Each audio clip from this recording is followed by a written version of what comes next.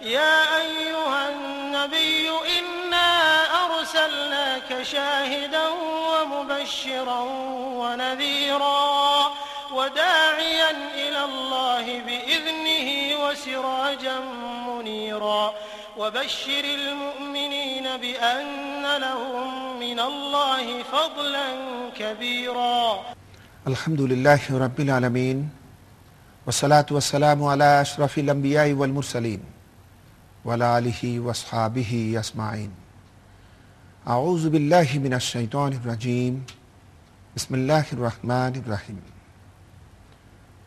সম্মানিত দর্শক শ্রোতা মণ্ডলী, ভাই এবং বোনেরা, আসসালামু আলাইকুম ওয়া রাহমাতুল্লাহি ওয়া বারাকাতুহু। আমরা আল্লাহ রাব্বুল আলামিনের অফুরন্ত নিয়ামতের শুকরিয়া জানাই, যিনি প্রতিদিনকার মতো আজও আমাদেরকে ইসলামিক টিভি কর্তৃক আয়োজিত সিরাজাম মুনিরা অনুষ্ঠানে আমাদেরকে উপস্থিত হওয়ার সুযোগ করে দিলেন। এজন্য আমরা পড়ি আলহামদুলিল্লাহ।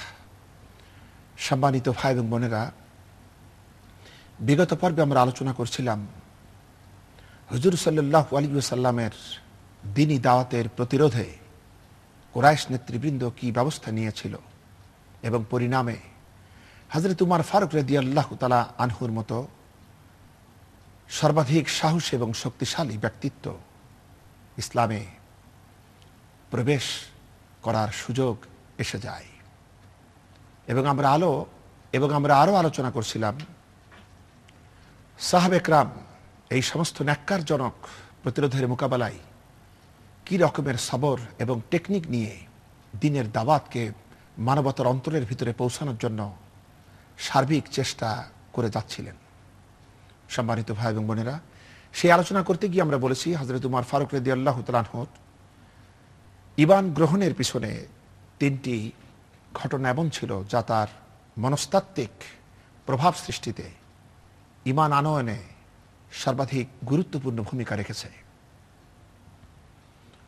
সে আলোচনা বলতে গিয়ে আমরা আরো বলেছি যে প্রথমটি ছিল হুজুর সাল্লাল্লাহু আলাইহি ওয়াসাল্লামের নামাজরত অবস্থায় পিছনে দাঁড়িয়ে হযরত উমর ফারুক রাদিয়াল্লাহু তাআলা আনহুর পবিত্র কোরআন তেলাওয়াত শ্রবণ। দ্বিতীয় কারণটি ছিল তার নিকটাত্মীয়া লাইলা বিনতে আবি হাসমা, তার হাফসা হিজরতের প্রতিক্রিয়া। তৃতীয় যে কারণটি সর্বশেষ আকারে এসেছিল হযরত উমর রাদিয়াল্লাহু তাআলা আনহুর অন্তরাত্মার সামনে, তা ছিল এই: নিজের সহোদরা বোন উম্মু জামিল ফাতিমা রাদিয়াল্লাহু তাআলা আনহা তার ঈমানের উপরে অবিচল থাকার মর্মস্পর্শী দৃশ্য যখন তিনি তার স্বামীকে আঘাত করছিলেন হযরত উমর, তখন বোনটা সামনে এসেছিল। হযরত উমরের প্রহারে বোন রক্তাক্ত হয়ে পড়েছিল, তারপরও ঈমান থেকে বিন্দু পরিমাণও বিচ্যুত হননি। এই দৃশ্য হযরত উমর রাদিয়াল্লাহু তাআলা আনহুর সকল ক্রোধকে নির্বাপিত করে দেয়। তারপর তিনি দেখতে চেলেন তারা ঘরের ভিতরে কি পড়ছিলেন। সূরাতুত তাহা তাদের সামনে, হযরত উমরের সামনে যখন দেয়া হলো, তিনি পাঠ করে চোখ থেকে অশ্রু ঝরল। স্বতঃস্ফূর্ততার সঙ্গে তার মুখ থেকে বের হয়ে পড়ল, বড় সুন্দর এই কালাম, তোমরা কেউ কি পারো আমাকে এই দ্বীন ইসলামের নকিব, এর পরিচালক, এর নেতা মুহাম্মদ সাল্লাল্লাহু আলাইহি ওয়াসাল্লামের কাছে নিয়ে যেতে? এরপরে তো তার জীবন পাল্টে গেল। সম্মানিত ভাই এবং বোনেরা, তা তো আমরা সকলেই জানি। আসলে কোরআনের আকর্ষণকে অবহেলা করার ক্ষমতা বিশ্বের কারোরই নাই। যদি আমরা একটু মনোযোগ সহকারে, একটু হৃদয়ের কান দিয়ে যদি শুনতাম আর যদি শ্রবণ করতাম, তাহলে বুঝতে পারতাম যে এটা কত অনন্য এবং শ্রেষ্ঠতম সম্পদ বিশ্ব মানবতার জন্য। বড় সুন্দর তার বর্ণনার ভঙ্গি, ছন্দের জাদু, সাবলীল তার প্রাঞ্জল ভাষা, গতিময় ছন্দ যা মানুষের চিত্তকে আকর্ষণ করে, মোহকে মুগ্ধ করে কোরআনে কারীমের ভাষা এবং তার ভাবের দিকে। সম্মানিত ভাই এবং বোনেরা, এই ঘটনা যখন আলোড়ন তুলল সমগ্র মক্কা শহরে, কুরাইশ নেতৃবৃন্দর আবার মাথা খারাপ হওয়ার জোগাড়। তারা ব্যাকুল হয়ে উঠল। তাদের পরিকল্পিত সকল পরিকল্পনা একের পর এক যখন ব্যর্থতায় পর্যবসিত হচ্ছে, তারা চিন্তা করল এখন কি করা যায়। অবশেষে মক্কাতে এক জায়গায় তারা একত্রিত হয়ে তারা সিদ্ধান্ত নিল যে এইভাবে আর হবে না, বরং হুজুর সাল্লাল্লাহু আলাইহি ওয়াসাল্লামকে রক্ষাকারী গোষ্ঠীকে বয়কট করতে হবে। এই সিদ্ধান্ত নিয়ে তারা হুজুর সাল্লাল্লাহু আলাইহি ওয়াসাল্লামের সবথেকে নিকটতম গোত্র বানি হাসিম, যার অন্তর্ভুক্ত তিনি ছিলেন, এবং বানি আল মুত্তালিব, যেহেতু তারা তাদের অনেক মানুষই তখন ইসলাম গ্রহণ না করা সত্ত্বেও তারা জীবন দিয়ে, শক্তি দিয়ে, সব রকমের সহযোগিতা তারা করে যাচ্ছিল, যেই কারণে তারা এই দুটি গোত্রের সঙ্গে সব ধরনের অসহযোগিতার চুক্তি করল তারা। এটা ছিল সপ্তম নববী সনের পহেলা মুহাররম। আমরা আপনাদেরকে হুজুর সাল্লাল্লাহু আলাইহি ওয়াসাল্লামের মাক্কি জিন্দেগীর তৃতীয় স্তরের আলোচনা শোনাচ্ছি। এই আলোচনা শোনাতে শোনাতে এই পর্যায়ে পৌঁছে গেছি যে এখানে তারা সিদ্ধান্ত নিল সব রকমের মেলামেশা, কথাবার্তা, বিবাহ শাদী এবং লেনদেন, কেনাবেচা সব নিষিদ্ধ করা হলো। এই চুক্তিতে তারা সকলে মিলে স্বাক্ষর করল। এরপরে এই চুক্তির কপি তারা পবিত্র কাবা ঘরের দেওয়ালে লটকায় দিল। এই চুক্তিপত্র যে ব্যক্তি লিখেছিল তার নাম ছিল মানসুর বিন ইকরামা।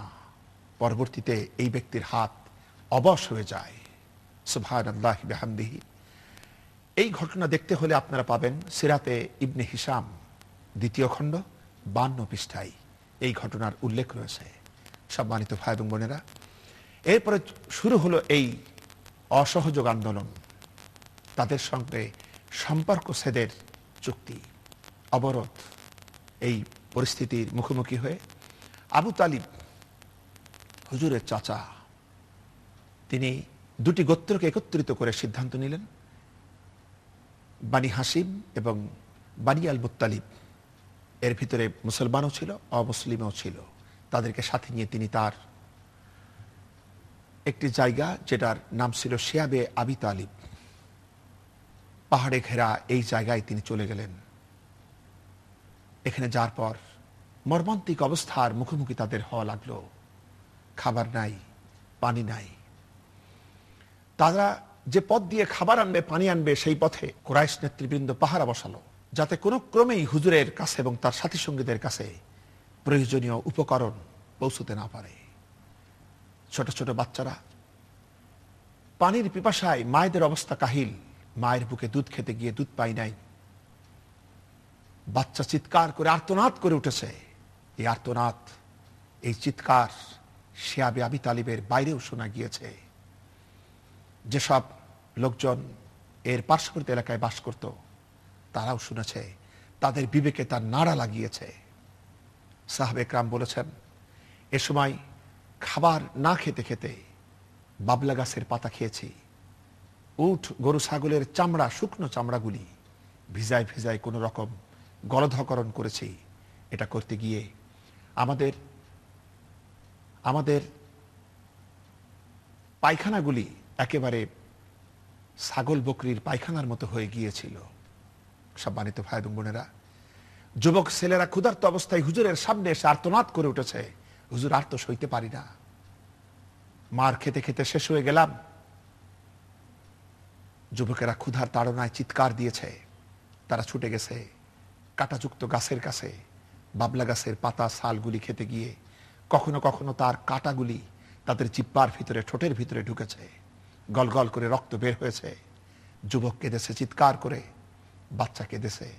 এই অসহায় চিৎকার দেখে শুনে এই অমানুষগুলি, কুরাইশ নেতৃবৃন্দগুলি, এই সমাজের তথাকথিত গণ্যমান্য জঘন্য লোকগুলি, তার আনন্দ উল্লাসে ফেটে পড়েছে। সম্মানিত ভাই এবং বোনেরা, যখন হজের মৌসুম আসতো, ঠিক সেই সময়টাই হুজুর এবং তার সাথীরা হজের জন্য বের হতে পারতেন। আর বেশিরভাগ সময় তাদেরকে এখানেই থাকতে হতো। এরকম পরিস্থিতিতে এমন একটি বিবেকে নাড়া দিল, যেহেতু বানি হাসিম এবং বানি আল মুত্তালিব গোত্রের সঙ্গে মক্কার সকলেরই কোনো না কোনোভাবে আত্মীয়তার বন্ধন ছিল। যারা শিশুদের আর্তনাদ শুনত, তাদের বিবেকে নাড়া দিল। তারা বুঝতে পারল, এটা আমি কি করছি আমরা। এই অমানবিক প্রেক্ষাপটে একজন যুবক যার নাম ছিল হিশাম বিন আমর আল আমিরি তার বিবেকে সব থেকে বেশি নাড়া দিল। সে তখন চিন্তা করলো এবং সিদ্ধান্ত নিল যেভাবেই হোক এই অমানবিক চুক্তি আমি লঙ্ঘন করব, এবং এই অমানবিক বন্দি দশা থেকে এই মজলুম মানুষকে মুক্ত করব। এই সিদ্ধান্ত নিয়ে তিনি চলে গেলেন নাউফাল গোত্রের প্রধান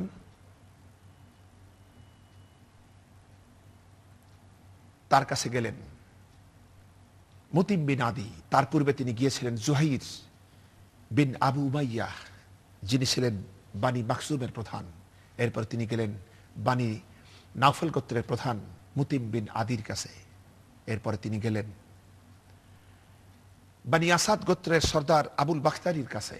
এরপরে তিনি গেলেন বানি আসাদ ইবনুল আব্দুল উজ্জাহ গোষ্ঠীর সর্দারদের প্রধান জামা ইবনুল আসওয়াদ বিন মুত্তালিবের কাছে। এভাবে তারা পাঁচজন, তারা মক্কা মুআজ্জামার সব থেকে উঁচু এলাকা হাজুন, এখানে একত্রিত হয়ে তারা একমত হলেন যেভাবেই হোক সর্বাত্মক প্রচেষ্টার মাধ্যমে এই চুক্তিকে ছিন্ন ভিন্ন করে ফেলতে হবে এবং অমানবিক বন্দি দশা থেকে মজলুম মানুষদেরকে মুক্ত করতে হবে।